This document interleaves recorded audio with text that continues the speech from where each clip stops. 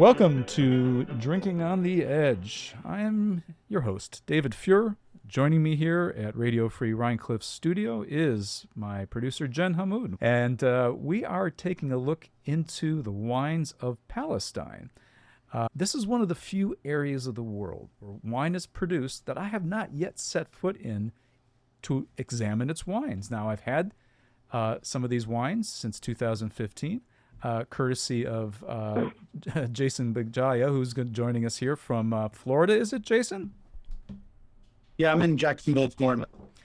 Jason is the proprietor, owner of Terra Sancta Imports. That's terrasanctaimports.com for those who want to see what he's been up to for several years now. Welcome, Jason. Thank you. Glad to be here with you guys.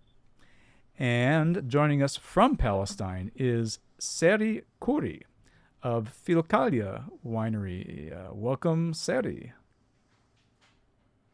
Thank you. Thanks for having us.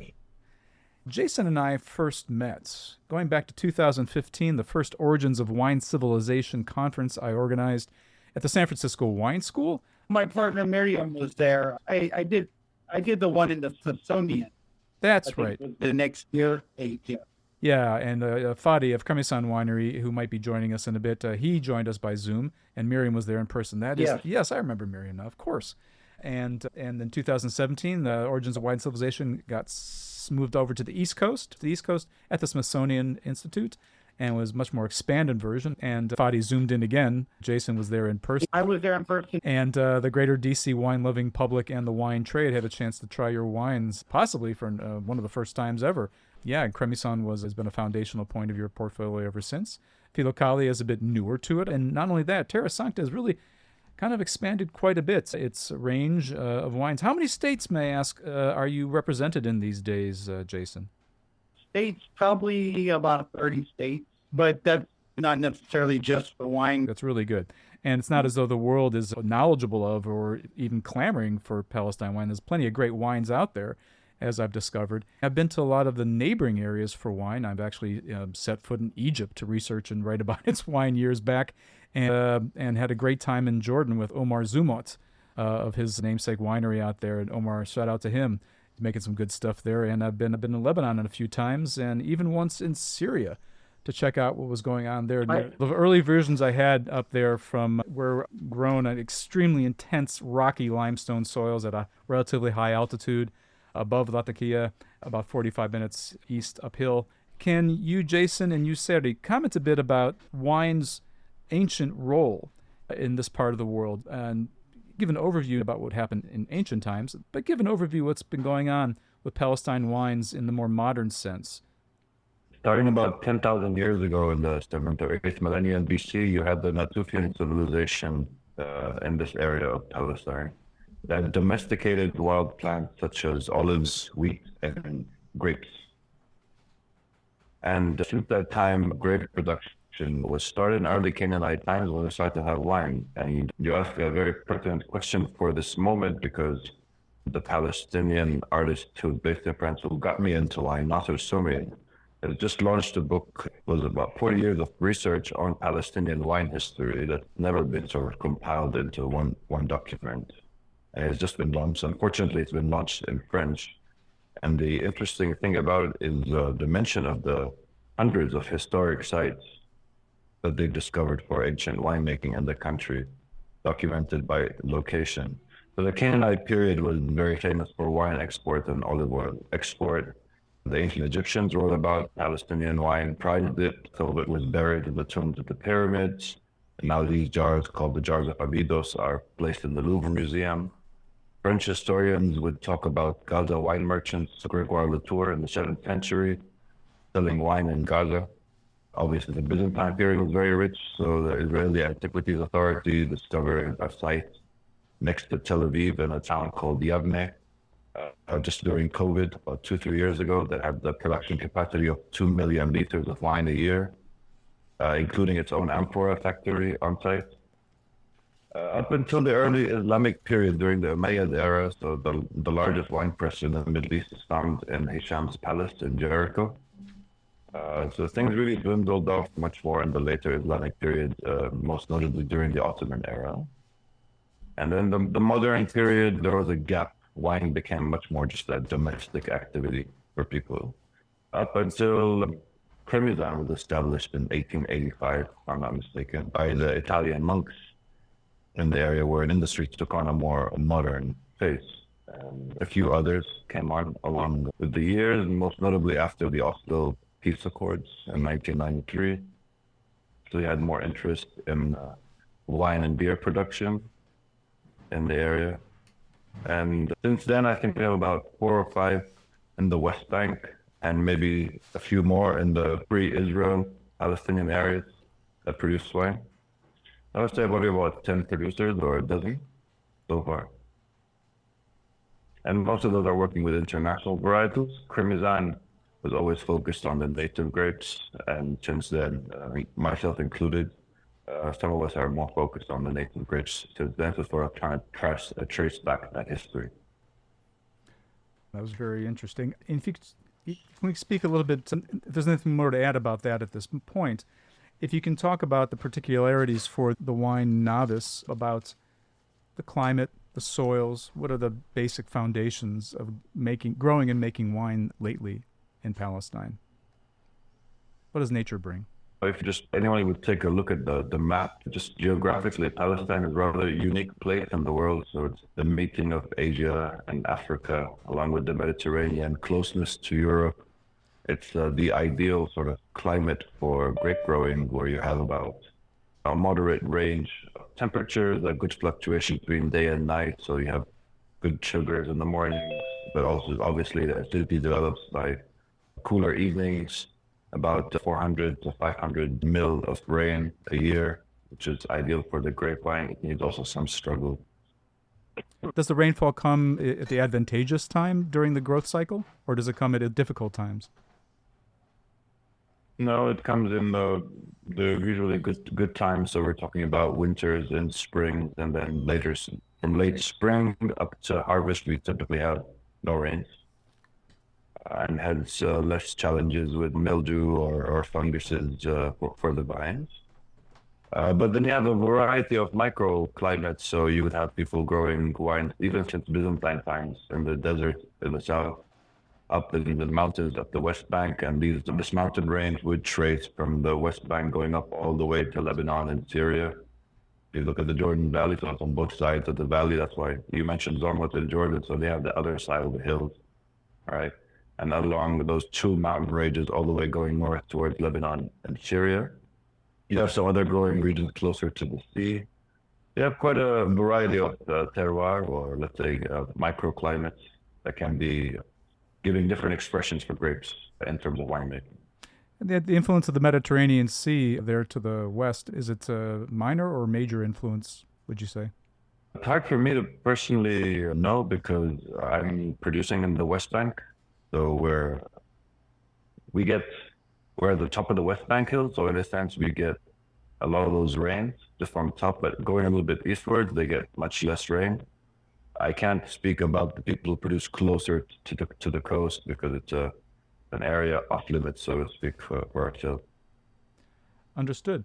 And you made a passing mention of grape varieties. Can you illuminate us as to the types of the indigenous grape varieties and the non-indigenous grape varieties that are used? What are the preferences? What are the tendencies? What are the history behind them? Because you do have some unique grapes that are unique to Palestine that I've never seen elsewhere. A pioneer in that work on native grapes. I will just add a little introduction. Essentially, we've had several native grapes. Many have died out in the later sort of arrival of Philokalia, as European settlers, Zionist settlers, brought in grapevines from Europe. They also brought in Philokalia with them. So from the 1940s and 50s, we've had a lot of local vineyards die out. And in return, we've also had a lot of international varietals that were brought in, the Cabernets, the Merlots, the Rhone Valley variety, etc., and some of the more common whites, Chardonnay, Sauvignon Blancs, etc. Riesling is quite popular, and the word Struminer, I'm not sure why, but they are. And then Fadi will tell you a little bit more about his research on the native varietals in the Bethlehem area. Let's do that. Welcome, Fadi Batarsa of Cremisan Winery. Fadi, if you could step up to the microphone and Hi there. Glad you could make Can it. you hear me? Yes, we can hear you just fine. Thank you. Very much. Good to see you again. Thank Yeah, you. Thank you very much. I've been telling our audience that we've had previous encounters in 2015, 2017 at the Origins of Wine Civilization Conference via Zoom. And I've been had the pleasure of tasting your wines subsequent to both of those two, courtesy of Jason. Thank you. I always enjoyed them. And we were on the subject, as Sarah was just mentioning, of grape varieties. If you could speak a little bit to the indigenous varieties that you helped to pioneer, or the Cremisan helped to pioneer, versus those that are not indigenous, and what role they may play in Palestine wines. The work that we have done was with the help of Hebron University and Philokalia, which is the school near Trento in Italy, which has the biggest genetic lab for wines, and it has the biggest record of all the genetic analysis of all the vineyards known. According to our farmers, they were presumed that we had 64 different varieties. So we took all the samples that we could find and asking around for old farmers, new farmers, everybody. And we did the genetic analysis. From that, the results was that we only had 21 different genotypes. That's great. So these 21 genotypes found their way into vineyards. Have these been cultivated now as part, or some of them have been cultivated now to make commercially made wine? From the 21, we chose only 4 varieties to make wine from. Okay. So you made a better, you made an even more precise selection from those for Cremisan. That's great. So other wineries have other diversity. So everybody's experimenting with different grapes that kind of appeal more to them. Yeah, what are the names of the names of maybe one or two more that they chose. We only chose the Dabuki, for example, Hamdanijan, and the Baladi, the only red. Others has experimented with Betuni, for example, Zaini. You had just mentioned, I am looking at your bottle of Dabuki white wine, and there's the other bottle of white wine. If you can hand that to me, please. Thank you, Jen. It is the Jandal. And is that, excuse me for asking, is that one grape variety or 2 grape varieties? No, 2. And to be precise, also the Dabuki is the most used grape. So you need a high-yielding grape to maintain good quantity, which is important in many times. And then just to be clear, since we're on the white wines and we'll be tasting them very shortly, I want to jump into Sarah. Sarah, your white wine here. Can you tell us about your grapes of wrath? So Grapes of Wrath is a vineyard that's about 90 plus years old, 95, that was partially destroyed by the army to make a road for a settlement. And the way they've destroyed this vineyard was by crushing it with massive boulders up to 2 meters in height and paving a road on top of it. And the vines grew back from between the rocks on the sides of the road. And I just saw the vineyard around this time of year, a little bit earlier, when there were just, gray branches on gray rock. And I asked the farmers if it would yield any crop, and they said it did. I just asked them to reserve that crop for me, and I wanted to try working with it. That year there was a frost, I don't know what you'd call it, frost attack. Yep. But so the vineyard actually around the rocks had hardly any grapes, but those particular vines, because there was a little bit extra heat from those rocks, they had the most grapes. So I worked with it my first year, and it was a successful first attempt. And it's the only cuvee since 2000. But my first harvest with it was 2014. But since then, it's been a constant refinement effort on that particular cuvee. It's a white wine, but a skin contact white. Do we know what? I've also played around. I'm sorry. Do you know what grapes are in there? What grape varieties are there? I do. I don't mention the grape varietals for several reasons. No. The main reason is that I'm trying to get feedback more sort of focused on just the quality of the wine. I'm trying to keep the discussion on the varietal, the exotic nature of where they might come from, being less relevant. I'm trying to get more honest feedback just on the quality of the wine. So for now, we're not referring to the varietal. You're entitled. All right, then. Jason, since you're in the business of importing and selling these wines here in the United States, of the 3 white wines, which should we start out tasting here? I would start with the Dabuki. Let's do that. Yeah, I think it's a single varietal. There you go. Okay, just passing it around the studio here. I poured a little bit for myself. Yeah, this is puts me in the mind of having tasting it previously. Yeah, it's a very expressive wine on the nose. Jason, if you can walk the listener through what the wine is a little bit, you know it well, better than I. Yeah, so it's single varietal. The Matty, as Fatty explained, is probably one of the most prevalent grapes in Palestine from ancient times to modern times. This one drinks as I call it like fat white, just a big bodied white wine. Good acidity, it's full tropical aroma, nice and dry, delicious, just kind of oily and rich, briny a little bit, suitable for plenty of different varieties of cuisine. Also, you can pound it on the porch. It has a real nice, as well as the fruity characteristics, it's got a bit of a floral note to it. It's a little bit muscatty in a way, like a muscat, but not quite. It's in its own direction, but it's not so dissimilar to it, shall we say. And you're right, the acidity is still plenty high. My mouth was watering afterwards. However, I can also see, as Fadi mentioned, this goes into making, I can see this as a good basis for arak. It's quite easy to, because having tasted a great many myself, I can see how these flavor characteristics would find their way into a good arak, of which I know you import and sell some as well. Both of these guys make good arak too, by the way. So what should we do next in terms of the wine? Should we continue with the Fadi Hamdani Jandali? Fadi Hamdani Jandali blend. This one is a little softer, a little creamier, rounder, a little more delicate than the Dabuki. That doesn't quite bite as hard. Less obviously aromatic and more restrained. So upon opening, I find it's definitely very delicious. But after a day and a half, it really comes into its own. Not all white wines will do that. It's just funny you say that. My wife has a little wine bar here in Jacksonville, Florida. I'm not plugging it or anything, but please do. We sell that by the glass all the time, and it does for that reason. There you go.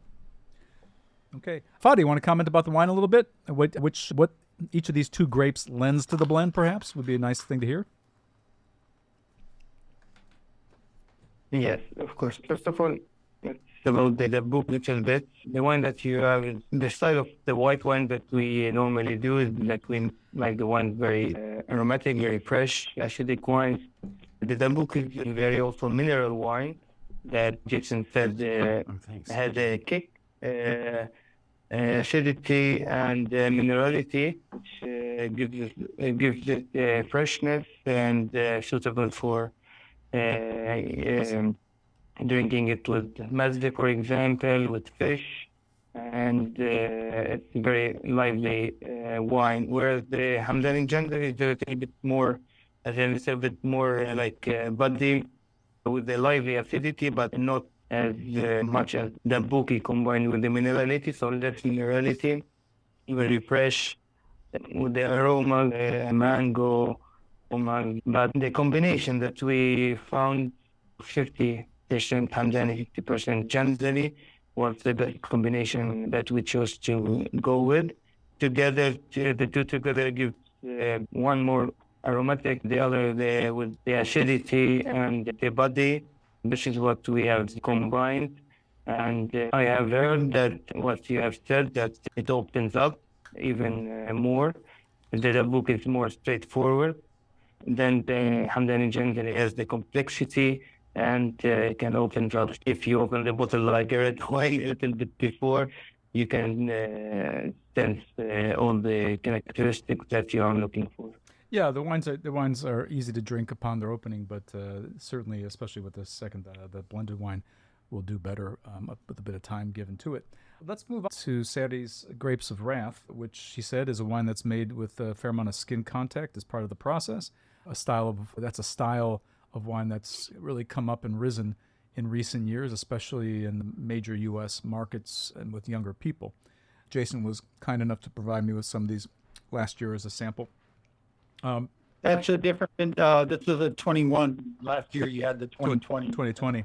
I have to say the compared to a lot of the skin contact wines that I have tasted, I think, Sarah, you did a very good job of not making it overly astringent. If it's too astringent, the wine's out of balance. No unbalanced wine is delicious. I don't mind a little bit of astringency. I don't mind a little bit of funky Brettanomyces. Again, everything in balance, and I think you've done a good job here with that. Thank you. Thank you. It recently won a gold medal in the San Francisco International Wine Competition, and that gives me more hope being sort of a self-taught winemaker. I think that what most orange winemakers miss, and this is something I learned in Georgia, is that traditionally people make amber wine do not use pressed juice. They only use free-run juice. And the pressed juice typically goes for distillation. And what that gives the wine is a nice continuity towards the tannin without jumping aggressively to that astringency. Thank you for mentioning the contact you've had with Georgia and you being a self-taught winemaker, in a sense. Can you both just talk about a little bit briefly about your backgrounds, how you came to wine, where you learned it, and how you've practiced it? And the two of you can be conversational between each other if you want, but just kind of give a quick summation of where you come from, how you came to make wine. Well, we're both Jerusalemites, and we both ended up working in Bethlehem. And I think Fatty had graduated and came back, and I was just starting to think about starting my project around the same time. And we had our first conversations around then. What year was that? Fatty, was this 2014? Or 13? I came back from Italy 2012. Okay, so we met a little bit after that.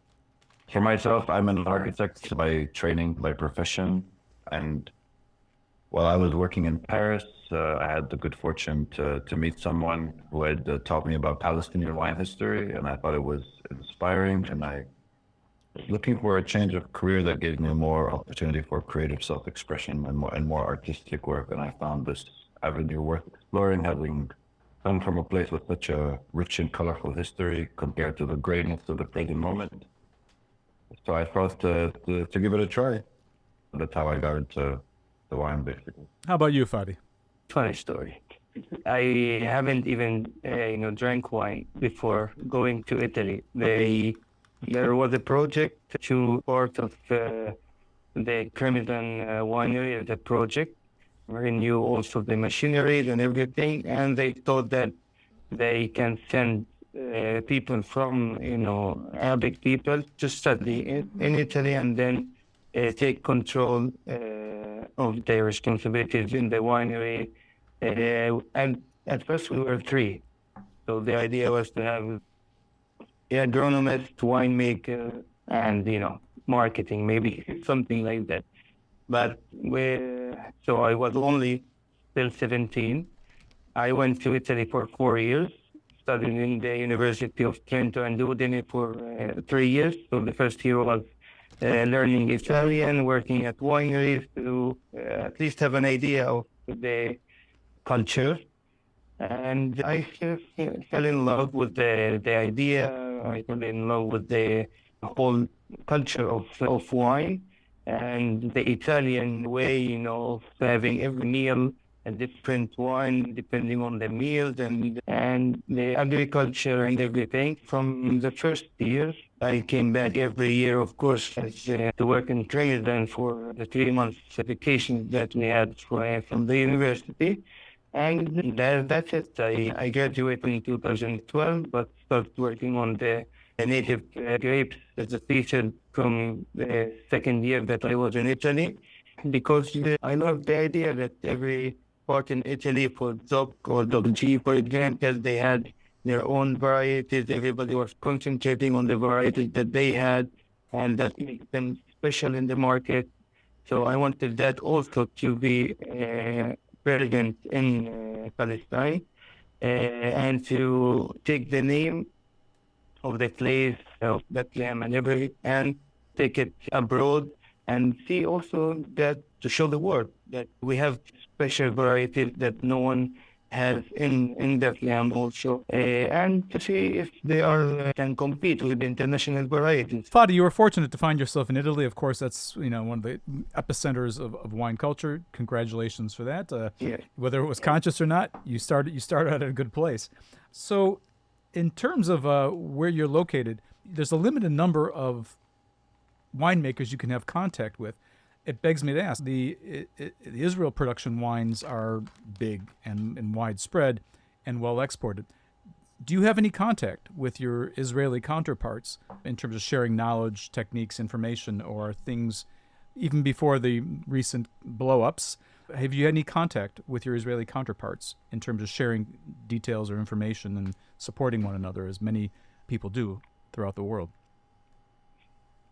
No, unfortunately, we don't have Cremisan. We have our consultant, Dr. Ricardo Cottarella. He's now the president of the... Ricardo is well known to me. Ricardo Cottarella, for those listening, is one of the leading figures in Italian wine for a great many years.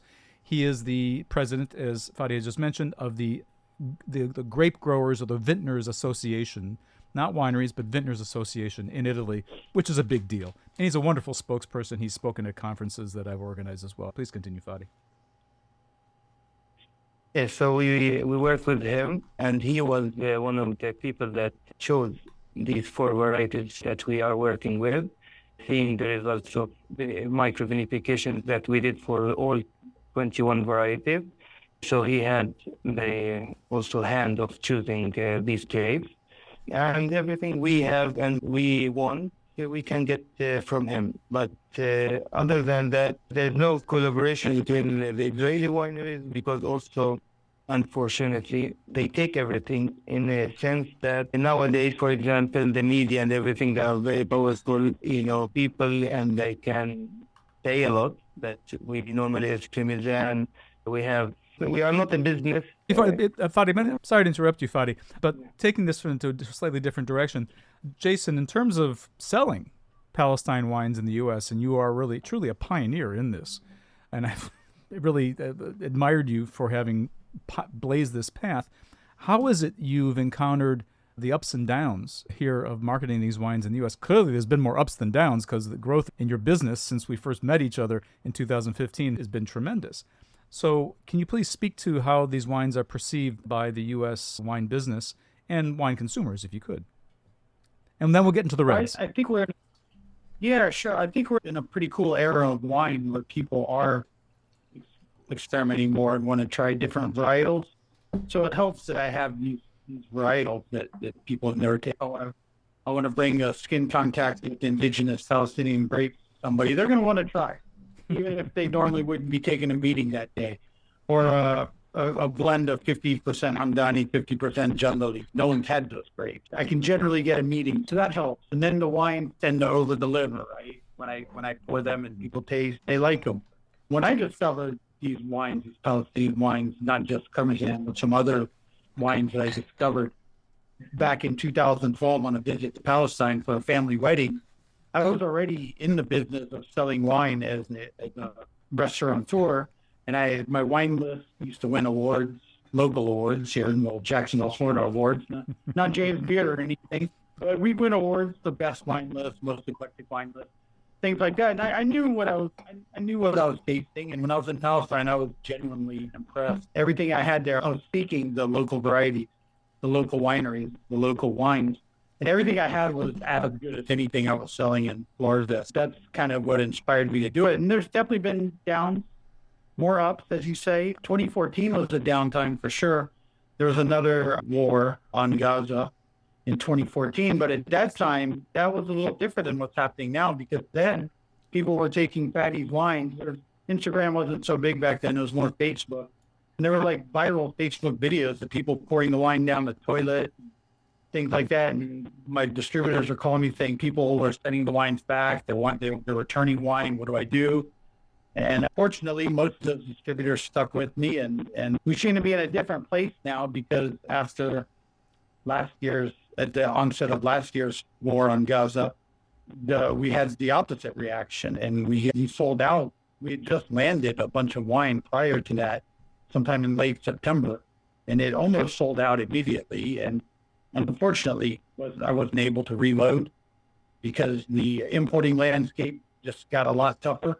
So we couldn't find orders that would work with us or anything like that. We didn't end up figuring that out until late December.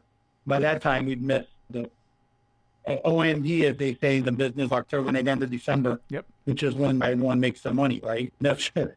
So we're back going now, and demand is strong. So we're definitely experiencing ups. Number one, because I have unique varietals and people are willing to try them. And number two, there's a general, seems to be a lot of support for Palestine that didn't exist in past years. I should also say that you're relative to the broader wine market, the wines are all reasonably priced throughout the supply chain. And it takes a lot of doing. It's not an easy step to make, and I congratulate you for that as well. Making the wines financially palatable, not just organoleptically speaking. So yeah, I wish you congratulations on all that. So in that, Jason, aside from the political, or should we say the grape variety associations, when people taste these wines, consumers taste the wines for the first time, do they need to be swayed by the fact that these are unusual grape varieties, or it's from an unusual country, or for whatever political or social reasons, or they just like the wines on their own merits? For me, I taste thousands of wines a year, and I've tasted wines from all over the world. I like these wines on their own merits. I have my political beliefs, I have my associations, but I have always enjoyed these wines you put in front of me just for the way they taste and smell. I try my best to just talk about the wine, but obviously anything related to Palestine is political. I'm sort of like firmly in the natural wine camp at the moment. You mentioned natural wine earlier. Yep. And that's not by design. I got in there before I knew what people meant when they said natural. I didn't even really understand the term when I first heard it. But it just turned out that by default, the kind of distributors that were able to sell my wine, my indigenous varietals that they'd never heard of, happen to be the natural wine guys. So even though these wines are not naturally produced, they're not this, they're made with selected yeast and they're filtered and fine, things like that.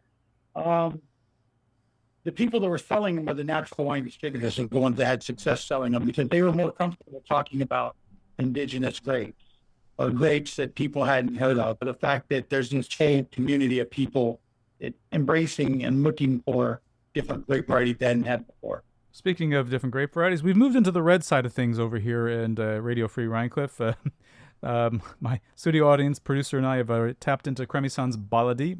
Fadi, what is Baladi in terms of a grape? Is it a high-producing grape? Is it a tannic grape? Is it a fruity grape? Does it show more the sense of place in terms of the soil? Walk us through this, just if you could, please. We poured it around the room here.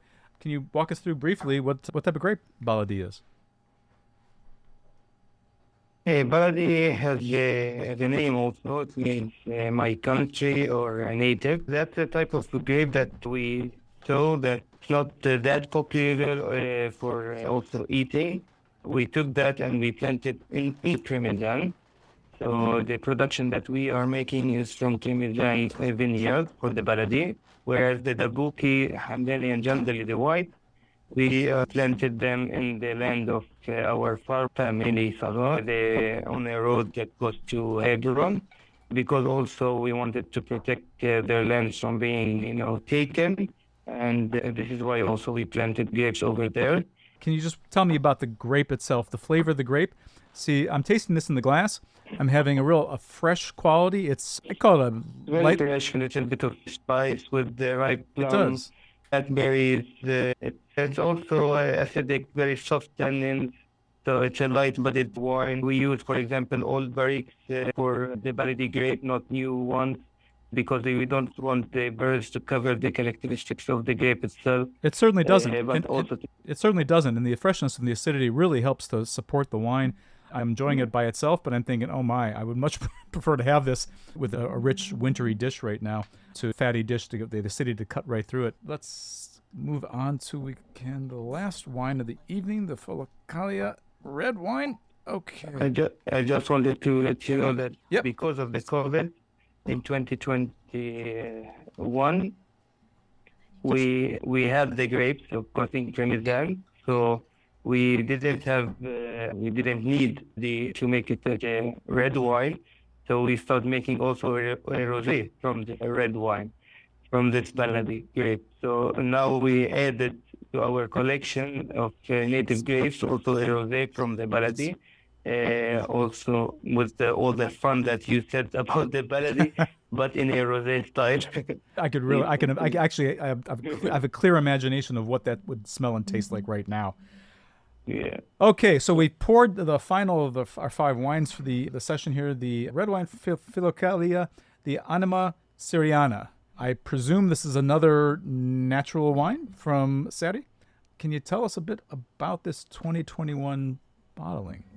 So for the time being, it's still rather young. I think it would need decanting for at least an hour plus to really have the wine open Sarah, up. you'd be happy to know that I advised David around 6 o'clock Eastern time to open that bottle. Aha, wonderful. Opening is not decanting, and only about this much air gets to the wine.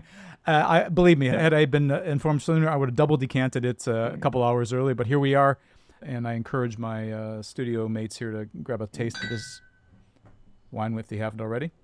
So please continue for that, Saturday. Yeah, just aerate your glass quite vigorously. I've done that. I've cupped it and shaken it up. We tend to produce wines that are designed by occasion. So sometimes you want a nice, fun wine for maybe a summer afternoon barbecue, and sometimes you want something a little bit more gastronomic, a little bit more refined, more complexity, more layers that would maybe suit, let's say, a nice dinner. And Anima Soriana is our attempt in that direction. It started off with one wine called The Source in 2015 that was from a single varietal, and it was quite rare. And we tried to see how we can build it up with other varietals, sort of build on that blend to see if we can make a more complete wine, but also deal with a little bit more volume. But it's made from grapes that are rather rare in the country. And these few bottles that we produce come from the last few vineyards of it. And they're all vineyards that are 60 years plus. Yeah, I'm getting a sense from hearing from both you and Fadi that you're working with a lot of older vines, grafted to be sure, because phylloxera does exist. But you're working with a lot of older vines in this part of the world, which, as we know, the older vines can produce grapes and therefore wines with a more truer sense of what the capacity of the grape can express from where they're planted and from the people who make them. So there's not much in the way of new plantings. There is a combination, because I've taken some of these varietals and I've planted some over the years, some non-grafted and some grafted. And I think that the quality is actually very close, with the difference of terroir as to where that grapevine is actually grown. So I grow in a range between 870 meters above sea level to 930. Clay, limestone soils typically. I think maybe one of the deciding elements is because they're non-irrigated, so these vines have to struggle a little bit more and quickly develop a good root structure that tends to add to the complexity of the wine, which maybe compensates a little bit for the age. We also tend to have industrial farming has not really come to our area in an aggressive form, so we still have very healthy soils that can adapt to. I've switched my particular plots from tillage to non-tillage to spraying with treatment of infusions of wild herbs, and it's amazing how quickly the vine can adapt to this new system. Where in some parts of France I'm familiar with, it would take them a decade or two to make a full transition, whereas here we can make a transition in a year or two, and it adapts rather quickly. Wow. This has been tremendous. Listen, I'm amazed again by the quality of the wines, the value that they represent, and in and of themselves. But when you take into consideration that these wines are absolutely unique, there's nothing like them in terms of if you can't find the grape varieties anywhere. The terroir that's being expressed by these gentlemen is, I think, magnificent. The wines are terrifically balanced. And for those of you who are more or less wine novices, these are all dry wines. These are all dry table wines, white and red. We didn't get into styles so much, but it seems to me that there is a preponderance of dry wines in Palestine being produced based on what I've learned already.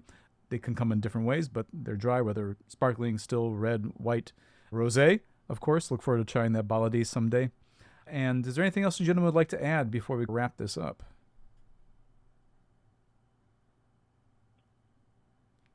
The clear link between wines of a particular place and the cuisine of a particular place is obvious. We can do that with French wines and French food, California wine and California cuisine, and Palestine food and Palestine wines. But for the American who has access to a plethora of cuisines around the world because of what the choices most places in America can offer, aside from Palestine foods or Middle Eastern foods in broad context, what sort of dishes can be paired with these that might not be oriented towards that part of the world? Where else can Palestine wines fit on the table from cuisine from anywhere in the world?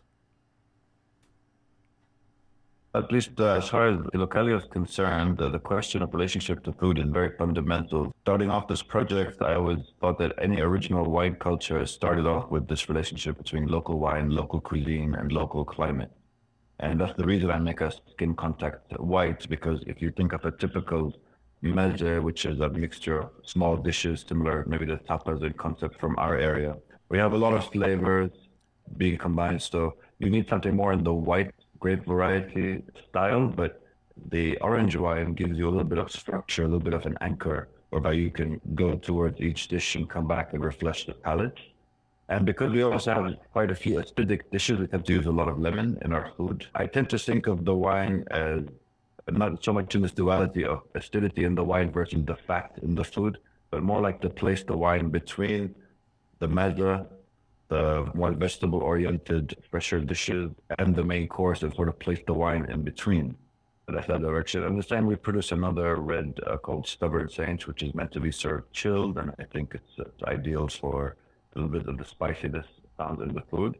I think for Philokalia's wines, they could range from mildly spicy cuisines, you could say Thai, maybe Mexican, but also to some dishes as delicate as sashimi. I think with the amber wine would be fantastic, bring out a lot of the umami flavors. Yeah, that would and usually that style is also food friendly in general. Yeah, that would overlap with my comment about the Fino Sherry and the sushis as well. Fadi, do you have anything to add, especially with your Italian background, or one foot or one toe or a few toes in Italy? Is there any aspects, perhaps, of Italian cuisine that might suit your wines? The wine that we make can go with the food, like I said, the buki with the fish, for example, like you said, sushi, hamdani jandani more with pasta, for example, soft cheese, chicken.